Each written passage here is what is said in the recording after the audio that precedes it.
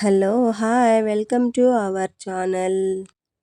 ఇవాళ మనం రోటి పచ్చి పులుసు కొత్త బియ్యం అన్నం వండుకున్నామండి. ఇందులోకి మా పిల్లలు ఎగ్ టెంప్లెట్ కావాలని చెప్పి అడిగారు. అందుకనేసి ఎగ్స్ ఒక 5 ఎగ్స్ తీసుకొని ఒక బౌల్లోకి కొట్టుకుంటున్నానండి.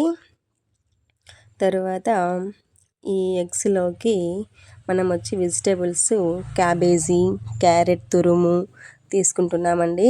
ఇందులోకి ఉల్లిపాయలు, కొత్తిమీర, మామూలుగా అయితే పచ్చిమిర్చి వాడతాము.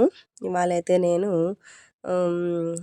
కారపొడి, మిరియాల పొడి తీసుకుంటున్నాను. ఎందుకంటే ఆల్రెడీ మనం పచ్చి పులుసులో పచ్చి మిరపకాయలు వేస్తున్నాం కాబట్టి కొంచెం కారం తక్కువగా ఉండాలనేసి నేనైతే సాల్ట్, తర్వాత మిరియాల పొడి, కొద్దిగా 1 టేబుల్ స్పూన్ అంతా కారపొడి, బాగా సన్నగా తరుక్కున్నటువంటి మన క్యాబేజీ, క్యారెట్ తురుమును, సన్నగా తరుక్కున్న ఉల్లిపాయ ముక్కలను అన్నింటినీ ఇందులో వేసేసుకొని బాగా కలిపేసుకోవాలండి.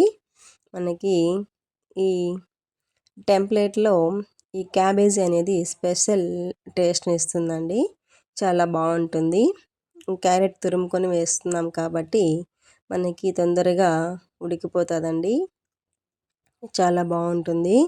పిల్లలు కూడా క్యారెట్ని బాగా ఇష్టపడతారు కాబట్టి మా ఇంట్లో ఈ టెంప్లెట్ని ఎక్కువగా మేము చేస్తూ ఉంటామండి. ఇంకా పచ్చి పులుసు చేస్తున్నాం కాబట్టి సైడ్ డిష్గా కూడా బాగా ఉపయోగపడుతుంది, బాగా తినేస్తారు.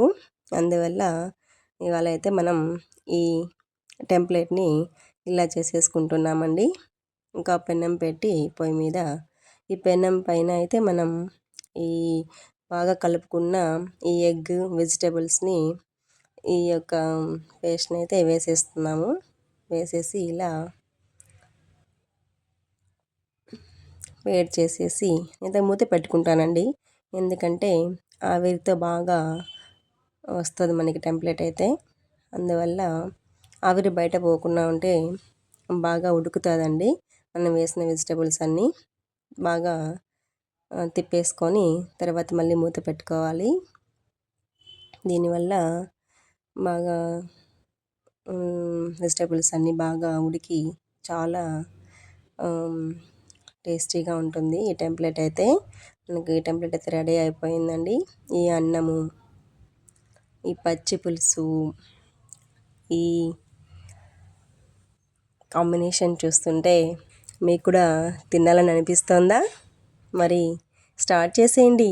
తొందరగా స్టార్ట్ చేసేసి చూస్తూ టెంప్లెట్ చేసేసేయండి. తిని చెప్పరు